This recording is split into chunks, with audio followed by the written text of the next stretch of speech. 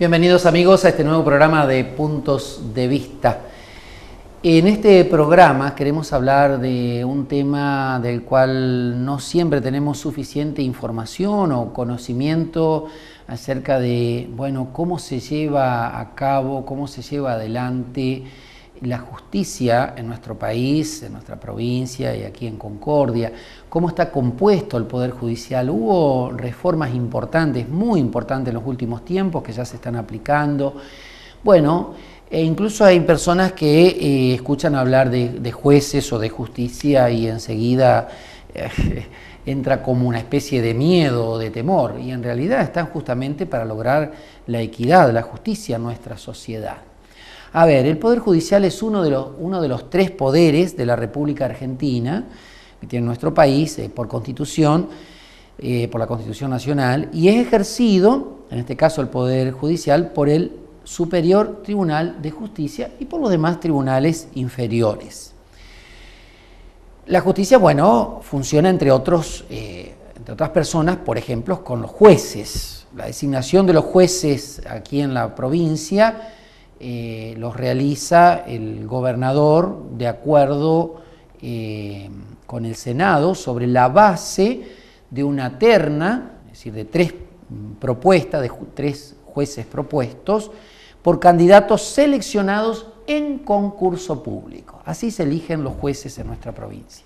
Los designa el gobernador partiendo de una terna. Esa terna se llega a esa terna por un concurso público por el Consejo de la Magistratura, que es otro de los órganos que tiene justamente nuestra provincia para llevar adelante esto. Órgano de composición multisectorial, a quien corresponde el control directo de los jueces, Consejo de Magistratura. Bien, los jueces permanecen en sus cargos, escuchen esto, permanecen en sus cargos mientras dure su buena conducta. Así está establecido. Y solo pueden ser removidos en caso de infracciones graves, no por cualquier persona, obviamente, sino por un jurado de enjuiciamiento integrado por legisladores, magistrados y abogados. ¿Le resulta un poco difícil esto? Bueno, a lo mejor sí, pero tenemos que ir aprendiendo, porque si no, no vamos a comprender cómo funciona la justicia en nuestra provincia.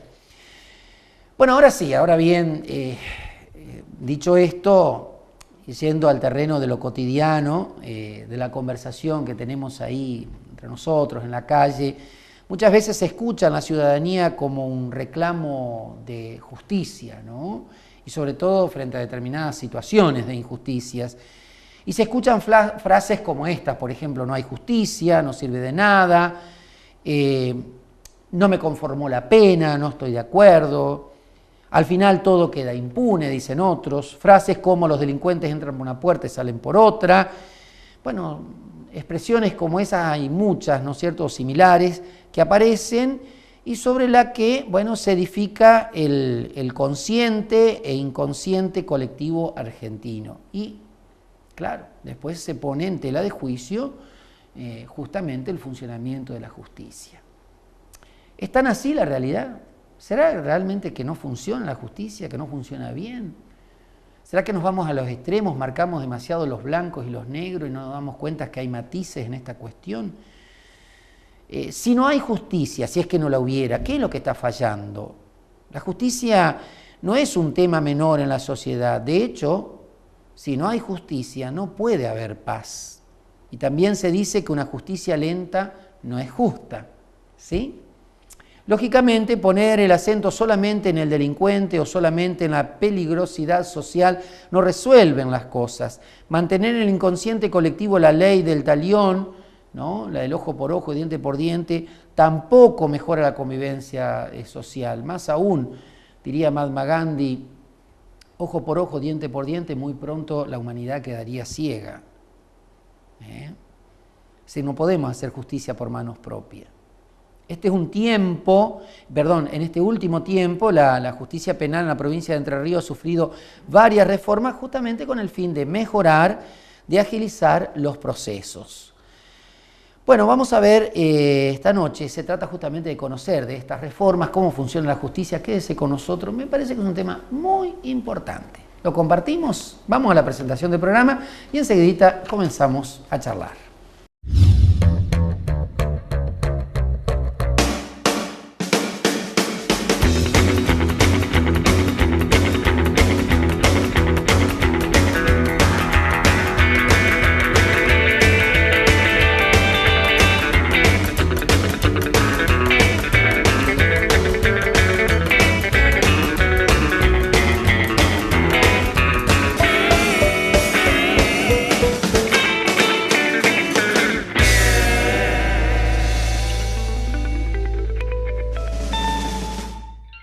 Bueno, señores, señoras, decíamos que en este programa de Puntos de Vista íbamos a hablar justamente sobre la justicia en nuestra provincia, cómo funciona el Poder Judicial, las reformas que se establecieron últimamente, es muy importante en favor justamente de agilizar y dinamizar el proceso de justicia.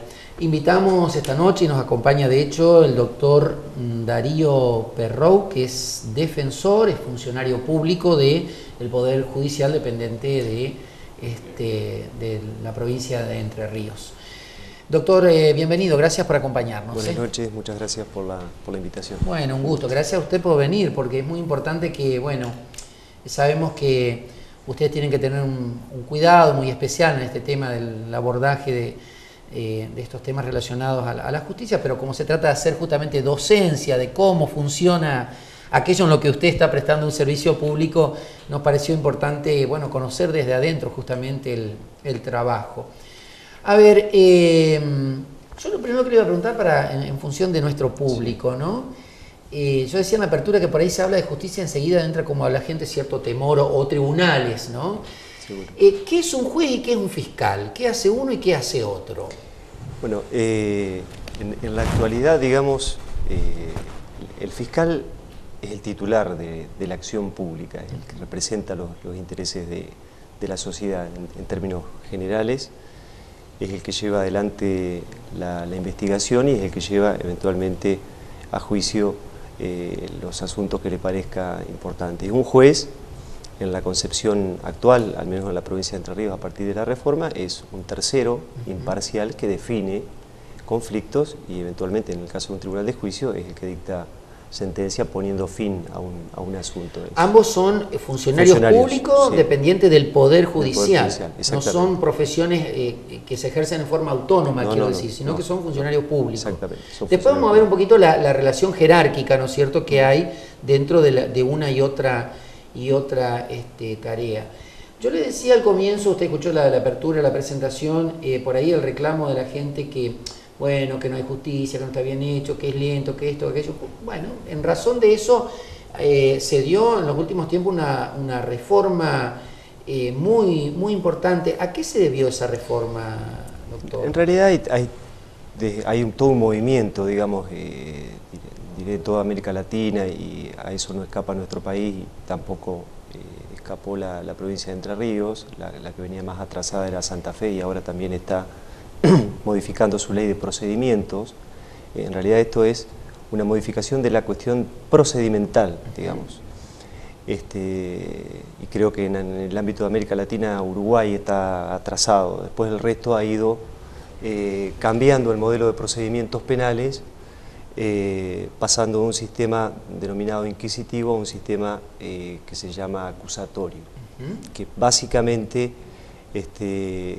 implica el primero, un sistema donde se confunde la persona del juez con el del acusador. Era lo que estaba vigente hasta hace un tiempo. Sí, nosotros lo teníamos atenuado en lo que nosotros llamábamos un sistema mixto, que teníamos una parte inquisitiva en la investigación y una parte casi acusatoria en la etapa de plenario. Claro. Donde las dotes distintivas de uno y otro se veían en la confusión de roles, en el primero, o sea, un juez que a la vez investigaba, es decir, acusaba, en línea general y dictaminaba, o por lo menos llevaba adelante la investigación. Había un fiscal, tal vez un poco expectante, más un espectador que un funcionario activo. En la actualidad eso ha cambiado, es el fiscal el que lleva adelante. Mucho más protagónico, digamos. En realidad en el sistema acusatorio el fiscal vendría a ser el centro de escena, el actor principal es el fiscal, sobre sus espaldas está la carga de la investigación y de acreditar que los hechos que se denuncian y que ocurren han ocurrido de tal o cual forma y llevarlos a juicio si entendiera que esa es la salida. Así que, a ver, para ir esclareciendo a nuestro público, una de las reformas fundamentales es que la etapa de investigación antes estaba fundamentalmente a cargo del juez, ahora está fundamentalmente a cargo del fiscal. Del fiscal, exactamente. Y esa investigación, otra característica que tengo entendido actualmente en la reforma, es que es pública. Sí, en realidad, digamos, hay toda una gestión de audiencias públicas. De hecho, cualquier persona, esto está haciendo docencia, como usted decía, puede, a excepción de que sean procedimientos relacionados con menores o por ahí con algún delito digamos, contra la integridad sexual que tienen limitaciones para preservar la intimidad de las personas, el resto de las audiencias son todas públicas. Eso es muy importante. No solo porque la publicidad es una garantía del imputado, sino porque la publicidad hace a la transparencia, digamos, hace a que la gente pueda ir a tribunales, y sentarse en el lugar del público a escuchar una audiencia donde se determina la prisión preventiva de una persona o no, donde se discute la prueba que se va a producir en un debate y eso es todo de libre ingreso, digamos, de libre acceso. ¿La persona puede intervenir? ¿Puede solicitar algún tipo de intervención? La intervención es simplemente de espectador, digamos. De testigo, la única digamos. forma de intervenir es siendo parte, claro, sea como imputado, lógicamente, en forma personal o a través de su como defensor, acusado, o como víctima, digamos. exacto. Claro. O como víctima también se le da intervención personal. El público, lógicamente, el espectador sí tiene derecho a estar presente, pero no a intervenir en la audiencia, claro, que lógicamente tiene una dinámica que no lo permite. Sí. No es un debate abierto, no es un debate público, pero sí es un debate al que se puede asistir. ¿Cómo se puede asistir a un juicio? De hecho, nosotros tenemos acá en Concordia, tanto en el juzgado de garantías, que está a cargo del doctor Funes Palacios, cuanto la sala penal, digamos que es un tribunal colegiado con 5 vocales, han sido siempre muy abiertos incluso a la permanencia de periodistas. La única limitación al acceso es de cámaras, pero en realidad por ahí puede discutirse o no, tienen un fundamento atendible. Por ahí en los debates que se transmita en vivo a través de una cámara puede llegar a entorpecer, digamos, el desarrollo normal de un debate. Pero fuera de ello, digamos, de hecho el periodismo local concurre, le diré, todos los días. De eso se nutre, por lo menos algunos periódicos o algunos diarios de la ciudad, y concurren personalmente y están presentes en todas las audiencias. Claro. Eso es muy importante. Eso va a contramano de lo que ocurría antes, por lo menos en la etapa de investigación, que estaba con una nota de secreto, digamos, con una nota de escrituralidad. ¿Es lo mismo que lo que se llamaba el secreto de sumario, doctor? No es otra cosa. El secreto de sumario es otra institución, digamos, que por ahí se aplica para vedar el acceso a información o el fluido de información en función de una estricta necesidad de investigación, pero no necesariamente con eso. Decía, a contramano de esto, hoy en día estamos hablando de mucha publicidad y a veces mucha oralidad, es decir, todo se define en audiencias orales, hay poco papel, poco escrito. Nosotros los abogados que hemos litigado con anterioridad acostumbrábamos por ahí a cargar expedientes, que como decía el otro día un jurista, el expediente era prácticamente un sujeto de derecho en nuestra cultura, es decir, claro, el expediente era un señor, prácticamente una persona, tenía nombre, tenía color, tenía edad, tenía todos los atributos de una persona, decía el otro día un colega. Y hoy en día hay un legajo, claro, y más difícil de resolver porque era muchas idas y vueltas, muchas incidencias, y hoy en día el fiscal, digamos, lleva un legajo, que por otra parte hasta cambió de nombre, no se llama más expediente, es un legajo muy informal. Digamos, es poco lo que se documenta en actas, porque la idea es que digamos, el debate principal se produzca en el juicio oral. Es decir, el centro de discusión es el juicio oral y público, donde se va a definir la situación de quien resulte imputado. Al quedar, disculpe que lo interrumpa, doctor, este legajo, sería como el registro escrito, digamos, el legajo del proceso, del juicio. ¿No se corre el riesgo contrario, digamos, de que de pronto no queden suficientemente sentado el proceso, las acusaciones, la defensa, las pruebas? En realidad, digamos, nosotros venimos de un sistema donde todo se hacía constar en actas. Entonces, la policía investigaba y tomaba declaración a los testigos. Como la justicia de investigación, de instrucción, desconfiaba de los policías, llamaban los jueces a declarar a los mismos testigos al juzgado de instrucción. Y como los camaristas desconfiaban de las declaraciones que le habían sido tomadas, tanto en la primera etapa policial como en la segunda de instrucción, los volvían a citar al juicio. Es decir, y esas actas lo único que lograban era enturbiar el procedimiento, porque los interrogatorios a los testigos eran, porque en realidad usted ahora está diciendo tal cosa, pero afoja tanto de la declaración, dijo tal... ¿Se contradice o...? Y se perdía lo más importante, que era a la persona que uno la tenía frente a frente para preguntarle qué pasó, qué vio, qué escuchó, qué sintió. Y a lo que se tiende ahora es precisamente que si el fiscal se entrevista con un testigo, haga un análisis, digamos, una descripción escueta de lo que el testigo le dijo, le informa a la defensa qué es lo que tal testigo aparentemente acredita, y después la defensa, si quiere, lo entrevista por su parte, todo informal, con alguna excepción. La idea es que se llegue a juicio pronto y que todo se oralice. Es decir, ya no se trata de que una pericia tenga 5 hojas, o 10 hojas, o 10 fojas. Se trata de que el perito concurra y diga, bueno, mire, el accidente ocurrió así y asá. Y no, usted va a ver una pericia o ve ese tipo de operaciones y tiene 10 hojas de explicación de por qué, que la matemática, que una cosa que otra, y termina sin entender de pronto una conclusión.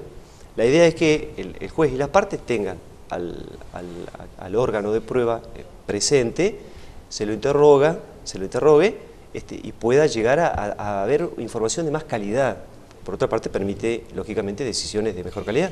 ¿A partir de qué momento comienza a intervenir el juez? Es decir, después de esta etapa de investigación que está a cargo del fiscal, ¿a partir de qué momento comienza a intervenir el juez? ¿O hay algún momento que están simultáneamente? Sí, en realidad hay un juez, en la etapa de investigación penal preparatoria, hay un juez que se llama juez de garantías, que es un juez de garantías, yo diría, constitucionales, que es un juez que está llamado, digamos, a resguardar los intereses de las personas, no solo del imputado, sino de todas las personas. ¿Por qué digo esto? Porque es el juez que va a definir a qué casa se ingresa o no a través de un allanamiento, porque digamos, el fiscal está haciendo una investigación, quiere ingresar a la casa de una determinada persona donde supone va a encontrar elementos relacionados con el hecho.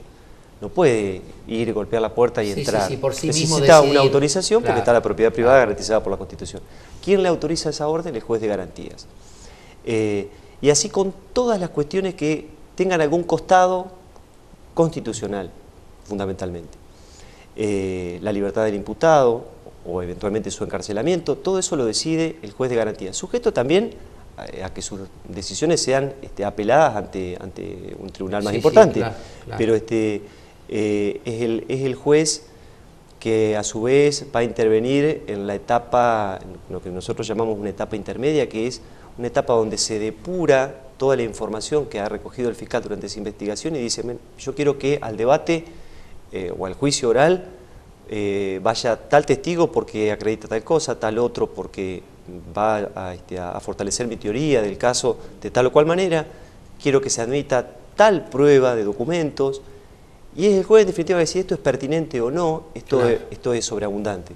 Entonces usted, por ejemplo, tiene casos donde, qué sé yo, no tengo los números exactos, pero Cromañón hubo 300 testigos que dijeron que hubo un incendio. Si yo no creo que hubiera sido necesario citar 300 personas para establecer que hubo un incendio, porque eso estaba... Entonces, en la etapa intermedia de haber ocurrido sanamente, esos 300 testigos que iban a hablar de lo mismo, hubieran sido limitados a 5, a Claro. 3, Sí, o a sí, 2. sí, sí, sí. Parte de la actividad del juez de garantías también. O sea, no es que está ajeno, está siempre expectante. Todo lo hace a través de audiencias orales, los allanamientos se le solicitan oralmente. Esto, por ahí, lógicamente la gente no lo ve, pero nosotros los operadores notamos un avance en materia de garantías muy importante. ¿Cómo se llegaba a un allanamiento antes? La policía mandaba un papel, una hoja, al juez diciéndole: testigos anónimos nos informaron que en tal domicilio había tal cosa. Y el juez decía: atento a lo expuesto, libre ese orden de allanamiento.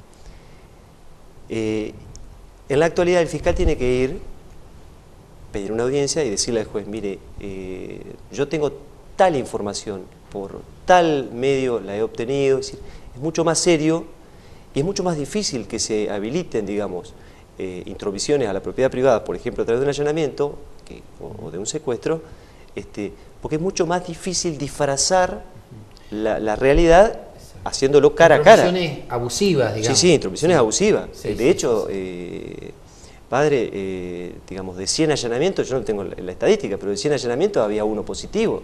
O sea, los otros 99 restantes evidentemente o eran errores o eran abusos. En la actualidad, yo la otra vez hablaba con el juez de garantías, y, manejaba el número, yo no los tengo presentes, pero se ha reducido muchísimo la cantidad de órdenes de allanamiento dictadas, y no porque se haya disminuido la criminalidad, entre comillas, creo que estamos siempre más o menos en el orden del... Sino porque se ha depurado, digamos, el sistema para llegar ahí, ¿no? Claro, es decir, antes se investigaba por ahí a tientas, Doctor, y se allanaban 10 domicilios cuando en realidad había que allanar uno solo. ¿Usted cree que realmente esto va a dinamizar el trabajo de la justicia o va a ser más de lo mismo? No tengo ninguna duda que sí. Ya de hecho estamos viendo muchos avances. Hay muchas cosas por pulir. No digo los resultados propiamente dicho, si la justicia va a ser más justa o no, que esa sería otra pregunta. Esa es otra discusión. Digo, en este proceso de hacer justicia. Sí, yo le decía, yo no tengo ninguna duda. Nosotros estamos viendo muy buenos resultados. Hay un reclamo, fíjese que parece una tontería, pero a la gente la satisface desde el punto de vista institucional, digamos, que la justicia, por llamarlo de alguna forma, la llame, aunque más no sea para decirle que su asunto no camina. Es decir, mire, usted hizo una denuncia... Usted hizo una denuncia porque le robaron la garrafa. Mire, yo la verdad, a los 15 días lo llama el fiscal y dice: mire, yo tengo que archivar esto porque no tengo ninguna pista. Si usted tiene alguna pista, me la da, yo investigo. Pero la verdad que no tengo nada, no puedo seguir, voy a archivar este asunto. Y a la gente, en realidad eso, yo decía, parece una tontería, y en realidad no es poco, porque es parte de ser integrante, digamos, de un sistema que por lo menos le brinde una respuesta, aunque sea negativa. En el sistema anterior hay causas que están a cargo de un juzgado de transición, tienen 10 años, 12 años en trámite.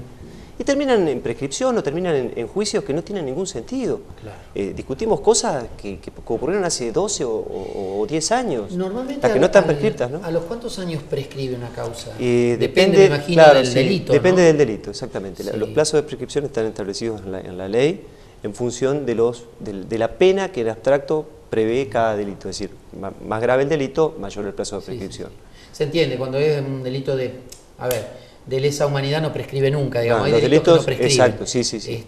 Con esa excepción, digamos, el resto son prescriptibles hacia la seguridad jurídica. Pero también, con esta lentitud que teníamos, digamos, muchas veces se llegaba finalmente a eso, ¿no? En realidad, si bien yo en realidad considero que la pena de mucho no sirve, si yo soy convencido de que la pena, digamos, la pena sigue siendo un castigo, es solamente eso, es una forma de sacar de circulación a alguien. De cualquier forma, aún si tuviera alguna razón de ser la pena, no la tiene 10 años después de ocurrido el hecho que la motiva. Es decir, aún cuando admitamos que la pena cumple alguna función, que es muy pobre, digamos. No es pedagógica tampoco. No. Mientras tanto, esa persona durante 10 años, si era algo grave, estaba ahí y sin resolver. Ahora que usted, si me permite, ahora que usted dice, mientras tanto estaba ahí, uno de los cambios, sobre todo de mentalidad, importantes que se han dado, y que es importante que la gente los conozca, por algo que usted decía en la presentación, los delincuentes, se dice, entran por una puerta, salen por la otra. Nosotros hace muchos años abogamos porque teniendo en cuenta que la gente, el ciudadano es inocente, porque la Constitución dice que es inocente hasta que se declare que es culpable, hasta que se demuestre lo contrario. Nosotros abogamos porque el imputado de cualquier delito, el imputado por un delito leve, menor o grave, permanezca en libertad hasta que se dicte una sentencia de condena. Con mucho trabajo de gente pensante, digamos, se ha ido imponiendo, no solo a nivel nacional, sino que nosotros incluso en la provincia hemos sido, le diré, pioneros en esto. De a poco vamos logrando que en los jueces haya un cambio de mentalidad y en la gente también. Y es saludable, o sea, mientras uno es inocente, permanece libre en su persona. La prisión preventiva es una excepción y está o será dictada en función solamente de que exista algún peligro procesal de que el individuo se fugue, es decir, que cuando sea llamado a cumplir la pena no esté, o que vaya a entorpecer la investigación. ¿Y sabe una cosa? Doctor, hay algunas cuestiones que yo no sé cómo se procede en esos casos, pero digo, por ejemplo, cuando hay violencia física, si la vez pasada, esto lo digo ya como cura, como ciudadano, digo, por ahí una señora dice, ¿qué espera la justicia? ¿Yo que me mate para que lo lleven preso o para que lo alejen de...? ¿Cómo se procede en esos casos? Porque cuando hay ese tipo de violencia, o por ejemplo el caso de abusos, o violencia hacia niños, es decir, esperar 2 o 3 meses significa una reincidencia y significa muchas veces el agravamiento incluso del delito. La idea es precisamente preservar... ¿Qué pasa? Nosotros estábamos acostumbrados a... o estaban escarcelados, o sea, estaban en libertad, o estaban presos con prisión preventiva. Y en el medio hay una gama de alternativas, de restricciones, digamos, que garantizan tanto que se actúe la justicia, porque se va a seguir llevando adelante el procedimiento, cuanto los derechos por ahí de la víctima, que es lo que usted mencionaba recién. Entonces, por ejemplo, si hay un conflicto entre, no sé, entre vecinos, por ejemplo, el juez establece restricciones que no necesariamente tienen que ser la prisión. Porque muchas veces la prisión opera es más gravosa que la pena. O sea, opera como una pena anticipada. Entonces, hay en el medio una posibilidad, una gama importante de alternativas cautelares que tienen la misma función sin ser tan agresiva como la prisión preventiva. Un arresto domiciliario, por ejemplo. Un arresto domiciliario. O un alejamiento del lugar digamos... No acercarse al lugar donde se domicilia la víctima, no acercarse a los testigos, y créame que funciona. Mira, a mí me han tocado casos personalmente, por supuesto sin dar detalles, de personas que han sido imputadas por un homicidio, es decir, un delito que tiene penas importantes, han permanecido en libertad durante toda la investigación, han llegado al juicio en libertad, han estado sentados en el banquito de los acusados frente a un fiscal que le dice: yo a usted lo acuso de haber cometido un homicidio. Han llegado al momento del juicio, que es la finalización, donde el fiscal dice: yo quiero que a este hombre le den 17 años de prisión. El hombre sigue sentado en el banquito, sin esposas, se va a su casa, a los 5 días ha vuelto a escuchar su sentencia, que lo ha condenado a pena de prisión efectiva, y se ha presentado con su bolsito a que lo detengan, a ir a cumplir la pena. Y así tengo 5 o 6 casos, en lo personal, digamos, de gente que no se ha evadido, y que la actuación última de la justicia... mucho más humano, y en ese sentido, digamos, se preserva también la persona, en ese caso, de un montón de cosas que para nada sirven, de esa sobreexposición pública que a veces pero se da, fundamentalmente, ¿no? se preserva que mientras ha sido inocente no ha sido castigado. Y una vez destruido ese estado, digamos, de inocencia natural que garantiza la Constitución, una vez que se destruye, y bueno, si es momento de cumplir la pena, que es lo único que el sistema tiene. También es cierto que ponerse en el lugar de aquellos que están procesados y estuvieron inútilmente detenidos, ¿no? Entre comillas. Finalmente la justicia los declara inocente, ¿y quién le va a resarcir ese daño espiritual, moral y hasta económico que seguro? Es tan difícil hacer justicia, ¿no? No sé si es difícil hacer justicia, es difícil ser justo. Es muy difícil, pero yo le decía, en esta mecánica de audiencias orales y públicas, es Es importante, por ejemplo, si el juez va a definir una prisión preventiva, el dictado de una prisión preventiva, porque el fiscal le está pidiendo que lo detenga, y está la víctima en un banco escuchando el pedido del fiscal, y está escuchando lo que dice el defensor de por qué hay que establecer una medida alternativa o por qué hay que dejarlo en libertad y no dictar una medida como la prisión preventiva, y está escuchando lo que el juez dice y cuáles son los argumentos. Y créanme que la gente, alguna se va más o menos conforme, No, está bien. Pero se va con una sensación de transparencia que es sumamente importante, digamos. ¿Tenemos que hacer un corte? ¿Puede ser? Bueno, quédese con nosotros. Mire que me parece importante el tema de este programa, Puntos de Vista. Le volvemos a agradecer al doctor Darío Perrou, que es defensor, funcionario público del Poder Judicial de Entre Ríos, y va a continuar con nosotros un rato más. Ya volvemos.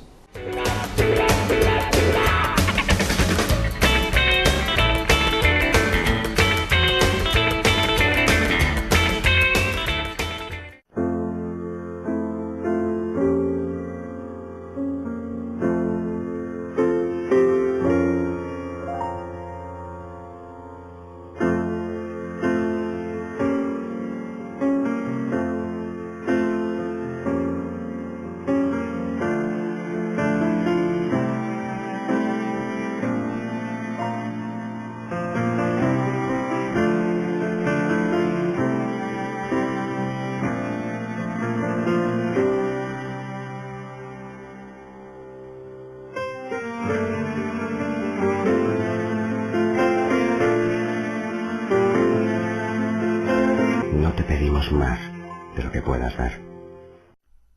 Hola, presentamos el nuevo dispositivo de conocimiento bioóptico organizado, de nombre comercial BUC.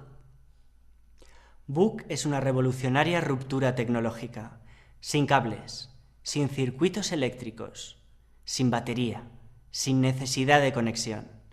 Compacto y portátil, BUC puede ser utilizado en cualquier lugar. Al carecer de batería eléctrica, no necesita recargarse, pudiendo ser utilizado tanto tiempo como sea necesario, aunque no se tenga disponible una toma de corriente. BUC nunca se cuelga. BUC nunca necesita ser reiniciado. Simplemente tienes que abrirlo y comenzar a disfrutar de sus enormes ventajas. Así es como funciona. BUC está construido con hojas de papel numeradas secuencialmente, cada una de las cuales es capaz de almacenar miles de bits de información. Cada página es escaneada ópticamente, registrando la información directamente a tu cerebro. Una simple sacudida de dedo nos lleva a la siguiente página. Las hojas se mantienen unidas mediante un dispositivo de cosido llamado carpeta, que las mantiene en su orden correcto. Gracias a la tecnología de papel opaco, los fabricantes pueden usar ambas caras, duplicando la información y reduciendo costes. La mayoría de los BUCs incluyen una función de índice que señala la localización exacta de cualquier información seleccionada para su inmediata recuperación. El accesorio opcional marcapáginas permite abrir el BUC en el punto exacto en el que fue dejado la sesión previa, incluso si el BUC se ha cerrado. Los marcapáginas se ajustan a estándares internacionales, de manera que un mismo marcapáginas puede ser usado en BUCs de diferentes fabricantes. A la inversa, diversos marcapáginas pueden ser usados en un mismo BUC si el usuario desea almacenar diversas búsquedas a la vez. También es posible hacer notas personales junto a las entradas de texto de BUC mediante una sencilla herramienta de programación: el lapicero. El dispositivo manos libres, también conocido como atril, permite la correcta colocación de BUC para su cómoda lectura sin necesidad de usar las manos. Si necesitas pasar la página, una simple sacudida de dedo es suficiente. BUC es un producto respetuoso con el medio ambiente, ya que está compuesto únicamente por materiales 100% reciclables. Portátil, duradero y asequible, BUC está siendo recibido como el precursor de una nueva ola de entretenimiento. Bienvenido a la era que transformará tu manera de entender el mundo. Bienvenido a la experiencia BUC.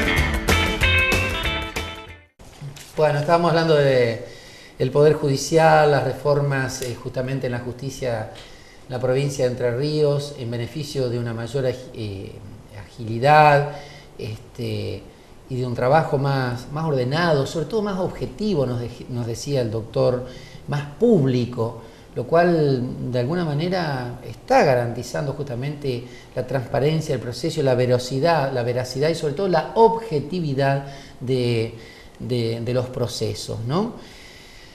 Hablamos de algunos cambios. Yo quería preguntarle, doctor, de nuevo, antes de adentrarnos en algunas cuestiones así puntuales, ¿qué hechos van a las justicias y qué hechos no van a la justicia? Porque digo, cualquier ciudadano, bueno, puede denunciar o pretender que llegue a la justicia un determinado acontecimiento, pero bueno, no todos prosperan y no todos son para resolverse en el ámbito de la justicia. A veces tengo la impresión de que hay muchas cosas que se están como judicializando excesivamente. Algunos hablan de la industria del juicio, ¿no? Mirados de otro lugar. Pero por eso mi pregunta, ¿no? ¿Qué hechos son los que de por sí? En materia penal, digamos, la industria del juicio yo no la veo. Nosotros tenemos, lógicamente, un sistema, esto lo puede ver todo el mundo, que procesa delitos de una determinada, lamentablemente, de un determinado sector, es lo que más se ve. Digamos, eso es, hay poca investigación de delitos de guante blanco, si por ahí apuntaba un poco la pregunta de eso. Y la investigación está centrada seguramente, pero porque la ocurrencia de los hechos o la vorágine hace que tal vez sea así, no pretendo justificar con esto a los fiscales, pero creo que es así. Se investigan los robos, se investigan los homicidios, se investigan los delitos más comunes, entre comillas.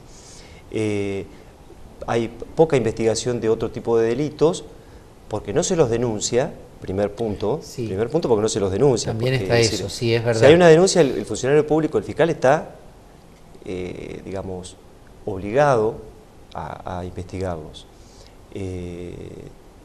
Digamos, delitos de corrupción política, que por ahí también es lo que dicen, no se investiga corrupción política. Yo no sé si hay denuncias de corrupción política, y si las hay, se investigan. Estoy hablando puntualmente del ámbito acá nuestro. No estoy hablando a nivel nacional, por ahí uno basta abrir un diario para enterarse más o menos cómo está la justicia en esos aspectos. Y también es cierto que por ahí se ha pretendido llevar a la justicia penal cuestiones que no son penales. Se judicializa la protesta, usted lo decía recién, que yo no sé si en algunos casos está bien o está mal, porque hay casos donde evidentemente se protesta y se comete delitos, y bueno, hay que ver dónde está el límite de una cosa y de la otra. Pero yo soy parte de la Defensoría Pública, la Defensoría de Pobres y Menores. Es decir, nosotros vemos que el segmento de justiciables, digamos, es pobre. El segmento de presos también es pobre. No hay duda de eso. O sea, eso es una realidad. Eso habría que buscarle por ahí explicaciones más bien sociológicas, tal vez, pero no creo que la justicia nuestra seleccione pobres. Se da esa selección por ahí natural. Lo que pasa es que el sistema lleva a que, digamos, se enfoquen la investigación sobre esos delitos que por ahí son los que más le toca a la gente también. Es decir, le roban la garrafa al vecino y el vecino denuncia y quieren que metan preso al ladrón de garrafa. Y de pronto una estafa, doctor, que es un hecho tal vez desde el punto de vista moral más grave. ¿No debería de intervenir más de oficio la justicia? Porque usted decía, se investiga cuando hay una denuncia. En todo caso le cambio la pregunta. Sí. ¿Cuándo la justicia debe intervenir de oficio? No, el fiscal debe investigar ante la noticia de cualquier hecho ilícito. Por ejemplo, que aparece en un medio de comunicación, en un diario, por ejemplo. Aunque no hace una denuncia. Hay cuestiones, sí. Cuando tomó estado público, cuando tomó estado público tienen obligación de investigar. Después pueden tener distintas alternativas, se archiva si no hay ningún fruto de esa investigación. Yo por ahí no creo haberme expresado mal, no me refería a ese tipo de asuntos que son públicos, es decir, el fiscal que está de turno no puede hacerse el pavo, tiene que investigarlo. Me refería por ahí a otro tipo de hechos donde si no hay una denuncia puntual, que alguien aporte datos y todo. No, correcto, pero yo me refería justamente por eso que usted decía un poco de las franjas, ¿no? Es decir, quiénes son los que están presos, quiénes... Es decir, porque hay como delitos que como no me afecta a mí directamente, si no es que me robaron la garrafa, pero cuando robamos del erario público, cuando robamos, es decir, no es un delito directamente, pero es un delito, y de pronto no hay una persona que vaya a denunciar tal cosa, es decir, a veces los miedos, los temores, las presiones, digo, acá también estamos hablando de uno de los poderes, que es el poder judicial. Yo creo que también en eso interviene el poder político muchas veces, ¿no? Sí, aparte hay una realidad, hay una limitación desde varios aspectos para investigar delitos complejos, digamos. Investigar una estafa a veces es complicado para un fiscal que no tiene un contador que lo asesore. O sea, usted me va a decir, ¿cómo no hay un contador? No hay un contador que asesore fiscales. Digamos, con algo elemental. Claro. Y por ahí, digamos, uno puede saber en qué consiste el delito de estafa, pero puede ocurrir que necesite del asesoramiento de un técnico contable, un contador, para establecer si existió o no la maniobra defraudatoria. Hay una limitación de eso. Sí. Ni hablar con el tema de corrupción política, donde las investigaciones son realmente complejas.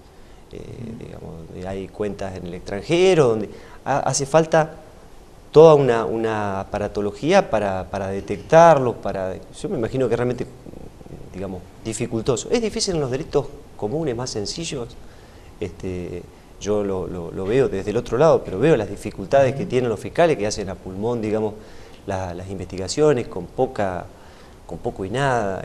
La fiscalía acá tiene, qué sé yo, creo que lo más, en materia de recursos, creo que cuenta un auto le han dado, por ejemplo. Si no, iban en su auto particular al barrio, a la escena del crimen. No tenían ni cinta para cercar la escena del crimen. De a poco se va. A mí me parece que hay una franja que está como ahí, es tierra de nadie. Yo digo, a ver, uno que está, bueno, ahora está despenalizado, no sé cómo estamos ahí todavía con el tema del consumo, por ejemplo, consumo de droga. Pero evidentemente que si alguien está consumiendo droga y llevaba droga encima, alguien se la vendió, alguien está comercializando. Entonces yo digo, a ver, ¿quién tendría que investigar de oficio esos proveedores mayoritarios? Porque está bien, es verdad que muchas veces Gendarmería, en coordinación con otros organismos del Estado, hay secuestros importantes, muy importantes de drogas, pero resulta que el secuestro es de los paquetes de droga y a veces queda detenido el pobre tipo que lo llevaba, no digo inocente, pero digo, esa investigación más arriba, más lejana, es lo que me preocupa, que muchas veces no hay una denuncia y realmente son delitos gruesos, ¿no? Bueno, muy graves. Todo lo que es delitos federales son investigados por jueces por la con justicia competencia federal. En el caso nuestro, bueno, es Concepción del Uruguay el juzgado que tiene competencia. Lo más cercano que tenemos, cercano. Y no hay ninguna duda, digamos, los juzgados federales están atiborrados de causas contra perejiles, lo que se dice. Si eran todas causas por consumo, o las causas contra las mulas, que es lo que usted, digamos, en la jerga le denominan mulas a los que transportan. Y usted decía, sí, no son inocentes, pero si hay gente que por ahí viene del norte y se hace 2000 kilómetros en un auto trucho, porque usualmente el vehículo que les dan, que si pierde el vehículo no es caro, y vienen por 400 o 500 pesos durante 2000 kilómetros con 50, 100, 200 kilos de droga. Yo creo que ese no es la raíz del problema. 400 pesos es un medio de sobrevivencia, sí, aparte, no mire, de enriquecimiento. Yo creo que mientras la Gendarmería hace un procedimiento, mientras hace un procedimiento con esa mula detenida, pasaron 10 mulas con la Gendarmería ocupada en otra cosa. Ay, qué cuestión, ¿no? Es una la justicia federal, la verdad, mire, la justicia federal tiene muchas diferencias con nuestra justicia. La justicia de Entre Ríos, la verdad, yo no soy muy nuevo en la justicia, yo soy funcionario desde el año pasado, es decir que pero la justicia entrerriana en el ámbito penal nunca anduvo tan mal. De hecho, nosotros tenemos índices muy buenos a nivel nacional comparado con el resto de las provincias en varios aspectos desde el punto de vista penal. Nosotros teníamos juicios con detenidos, por ejemplo, aún con el sistema viejo, hoy están mucho más acelerados, pero con el sistema viejo era raro que alguien esté más de un año detenido, 8 meses, 9 meses, hasta que tenga su juicio. Después el juicio, bueno, si lo condenaban seguía preso. Claro, pero claro. Y usted ve en provincia de Buenos Aires, tuvieron que sacar la ley de los 2x1 para tratar y van tratando de, o proponer el cambio del juicio abreviado para descomprimir. ¿Pero por qué? Porque hay gente que está procesada años sin juicio. Claro. Que esa es una realidad que nosotros no hemos vivido. Yo hace 15 años que soy abogado y estoy en la justicia penal y no vi algún expediente, por ahí 1 año y medio, 2 años, pero muy rara. Estar procesado por años y sin juicio también es una condena social. Por supuesto, ¿no? por supuesto. Se le llama la pena del banquillo, digamos. Qué cosa, ¿no? Y va en contra del derecho o de la garantía de ser juzgado en un plazo razonable, que es una garantía constitucional. Claro. Los pactos internacionales garantizan que la persona sea juzgada en un plazo razonable. Y si a mí me van a juzgar por un hecho que dicen que yo cometí hace 10 años, no me están juzgando en un plazo razonable, esto al margen de que la pena, si me dan alguna, no creo que tenga ningún sentido. Claro. Ni la víctima se acuerda. Doctor, hablando de reformas en el proceso penal, ¿no es cierto? Usted mencionó recién al paso los juicios abreviados. Eso quería preguntarles. A ver, en esta nueva forma de funcionamiento, en algunos aspectos por lo menos, del Código Procesal Penal de Entre Ríos, ¿qué son los juicios abreviados y qué es la mediación previa? Un poquito para nuestro público. Sí, el juicio abreviado nosotros en el Código Viejo lo teníamos incorporado hace un par de años. La verdad que se usaba muy poco. Básicamente consiste en un acuerdo entre el fiscal y el imputado con su defensor acerca de que el imputado ha participado en un hecho delictivo, y un acuerdo acerca de la pena. Es decir, se admite la participación en el hecho y se conforma con la pena.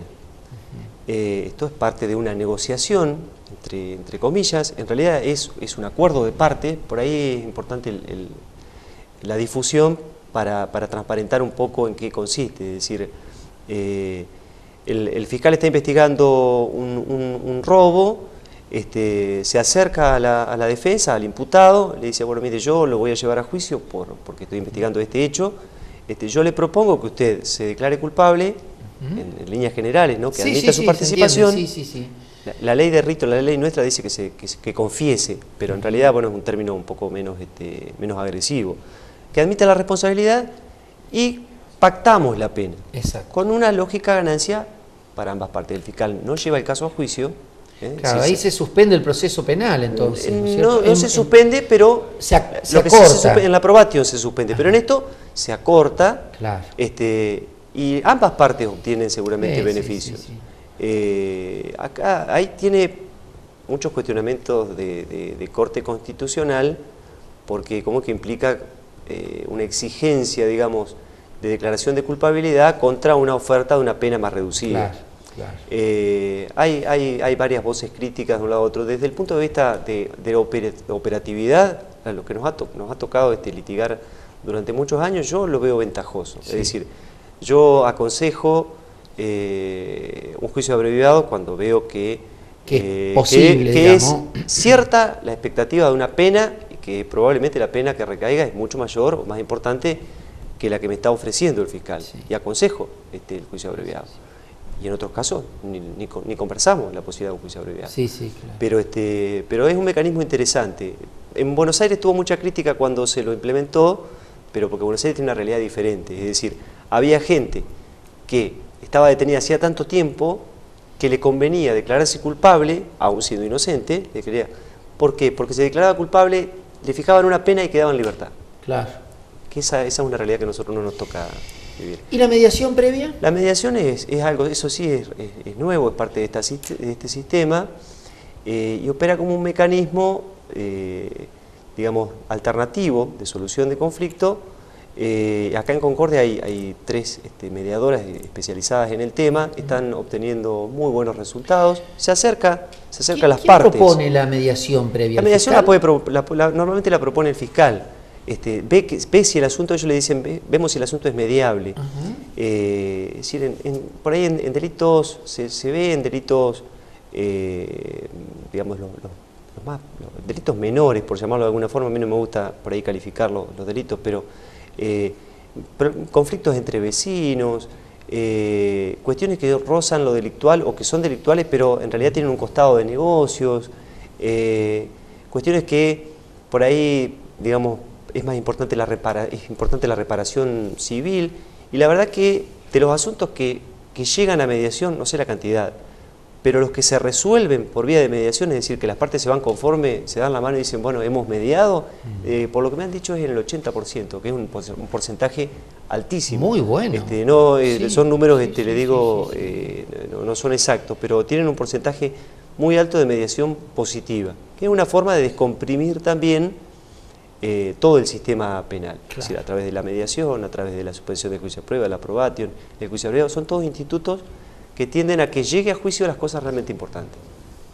Bueno, mire, me están indicando desde producción que ya se nos fue el tiempo del programa, pero no podemos dejar de hablar porque nos quedaba aquí como una cuestión importante y la gente esto más o menos lo conoce, pero a ver, ¿qué es la probation o approbation? ¿En qué consiste esto? La probation o probation es un instituto que permite que el imputado solicite al juez, se le suspenda el juicio, no se haga el juicio, y que a cambio, más allá de que no se declara culpable, porque no significa admitir responsabilidad, que le suspenda el juicio, que no le haga el debate, y que a cambio se va a someter a una serie de normas de conducta.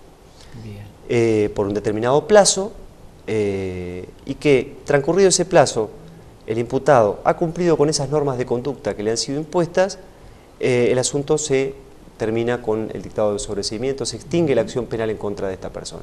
Está previsto para delitos con penas chicas, digamos, con penas menores. En algunos casos, o sea, con penas de hasta 3 años, sin que tenga demasiada importancia la opinión del fiscal y necesitando, digamos, el consentimiento del fiscal en otro tipo de delitos que pueden tener penas mayores a este año. ¿Y en qué consiste? ¿En algún servicio, en una entidad pública, una entidad privada? Pueden ser, las reglas de conducta las ofrecen las partes, o las ofrecen puntualmente el imputado o la defensa, normalmente teniendo en cuenta un poco el delito que cometió. El tipo de... Por ejemplo, si es algún delito que tenga relación con el tránsito, se ofrece, por ejemplo, hacer un curso de manejo, siempre hay un control, se ofrece un control periódico a través de un oficial de probation, un oficial de prueba que es un funcionario también del Poder Judicial. Es decir, depende del tipo de delitos, es la norma de conducta que servicios comunitarios también, hay un montón de probados cumpliendo servicios comunitarios en forma gratuita en diferentes lugares, probados que hacen donaciones. Claro. Es decir, hay una serie, es abierto transcurrido ese tiempo, el expediente, digamos así, o el legajo se archiva, el caso se cierra, digamos. Se archiva, en realidad se dicta un sobreseimiento, que significa declarar que la acción penal en contra de esa persona se ha extinguido, se ha terminado. Si no cumple, lo que la ley dice es que hay que revocarle el beneficio y hacerle el juicio. Hay que aclarar que, vuelvo a insistir, a ver si digo bien, que la probation no es una pena. No es una pena. Sino que es una modificación de conducta que se le pida, que la exprese a través de... Exacto. En realidad también es un mecanismo alternativo para descomprimir estos... Yo tengo mis dudas, digamos, en lo personal usted me pregunta si es una pena y yo le digo, mire, si a usted si más allá de que yo digo que no soy culpable, pero tengo que ir a la parroquia a barrerle 2 veces por semana, y yo no sé si no es una pena. O sea, desde el punto de vista...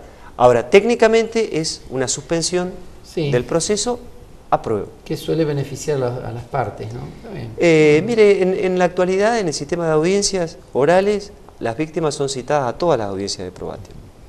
Es decir, cuando las hay, ¿no es cierto? Un imputado de un robo solicita a través de su defensor que se suspenda el juicio a prueba y la víctima del robo es citada a la audiencia. Claro. Y se lo escucha y se le pregunta a ver si está de acuerdo o no. En algunos casos están de acuerdo, en otros casos lógicamente no. Termina definiendo el juez, pero la víctima está presente, escucha, opina, participa. Claro. Que eso es lo bueno, es parte de lo saludable de esta reforma. Doctor Darío Perrou, muchas gracias, muy amable por acompañarnos en el programa. Gracias a usted. Bueno, muy bien, y ustedes quédense con nosotros, enseguida volvemos para el cierre de este programa de Puntos de Vista.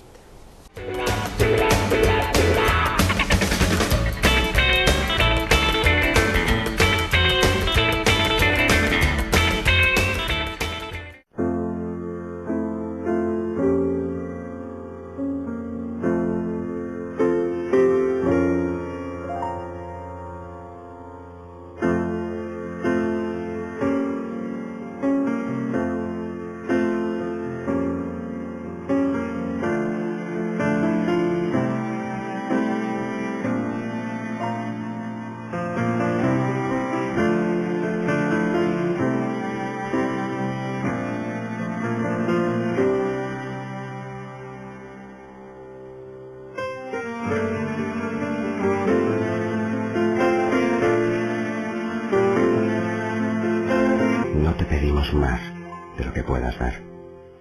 Bueno, hablamos en este programa de puntos de vista sobre la reforma procesal penal en la provincia de Entre Ríos. Lo primero que quiero decir es que la verdad que me alegra porque esto es un avance justamente en la justicia en la provincia de Entre Ríos. No es poca cosa poder agilizar los procesos penales, garantizar su objetividad al hacerlos públicos. Recién hablábamos fuera de cámara con el doctor, usted puede ir y presenciar los debates y los juicios, puede ir y escuchar, ver y escuchar, y eso es importante, porque su presencia, la de un ciudadano común, más allá que no puede intervenir en forma directa, pero su presencia de alguna manera justamente garantiza esta transparencia, garantiza la objetividad, y llegado el momento si hay que intervenir, obviamente hay que hacerlo por los mecanismos y los canales correspondientes, ya sea por la parte de defensa o por la parte de acusación. Pero qué importante en definitiva es que bueno, la justicia sea cada vez más justa, parece una redundancia, ¿no? Y que para que sea justa no sea bueno, indefinida, lenta, eterna, sino que bueno, a través de estos diversos mecanismos y posibilidades que brinda esta reforma procesal penal se pueda justamente llegar prontamente bueno, a una resolución de los casos que tengan que llegar a la justicia, porque hay otros que se resuelven de otra manera. Hay que tener cuidado también con pretender judicializar todo en la vida. Hay cosas que no pasan propiamente por la justicia procesal penal, ¿no? Sino que pasan por el trato, por el diálogo, etcétera, etcétera. Y hay otras cosas que quedan fuera de la justicia, por eso es una de las cosas que le preguntaba al doctor, ¿cuándo debe obrar o proceder de oficio la justicia? Bueno, empecemos por casa en todo caso y le queremos pedir a Dios que nos ayude a ser justos. Y además de justos, Jesús también habló de misericordia. Hay muchas cosas donde no decide un juez, sino que podemos decidir cada uno de nosotros. Perdonar también es humano y es muy cristiano. Así que no se contrapone justicia con misericordia y perdón, sino que al contrario van de la mano. ¿Qué sería de nosotros si Dios no hubiese sido misericordioso? Es decir, quitarnos toda pena, ¿no? Claro que alguien la pagó, que fue Cristo Jesús al morir en la cruz, ¿no? Hubo un precio. Pero bueno, con eso también Dios nos enseñó mucho para la vida. Señoras, señores, gracias por acompañarnos. Hasta el próximo programa de Puntos de Vista.